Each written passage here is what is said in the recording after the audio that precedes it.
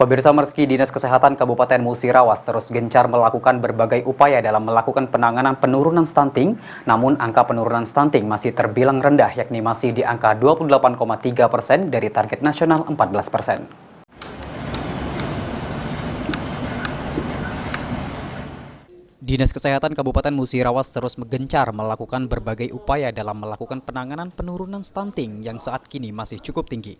Di mana berdasarkan data Dinas Kesehatan Kabupaten Musirawas, angka penurunan stunting di Musirawas masih jauh di atas target yang ditetapkan pemerintah nasional, yakni 14% pada tahun 2024. Saat ini angka stunting di Kabupaten Musirawas masih di angka sekitar 28,3%, yang sebelumnya pada tahun 2018 lalu sekitar 34,4%. Sekretaris Dinkes Musirawas Maya Kusuma mengatakan target secara nasional diharapkan dapat tercapai melalui program intervensi sensitif terhadap keluarga beresiko stunting. Saat ini berdasarkan data Dinkes Musirawas terdapat sekitar 55,9% atau 61.273 keluarga beresiko stunting dari 109.584 keluarga.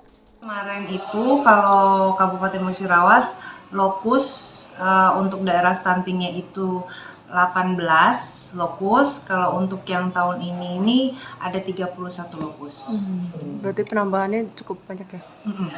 Itu karena apa, Bu?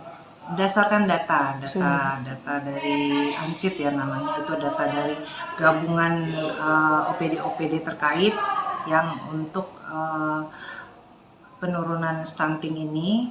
Jadi daerah-daerah mana yang memang masih kurang. Trihajaria, PAL TV.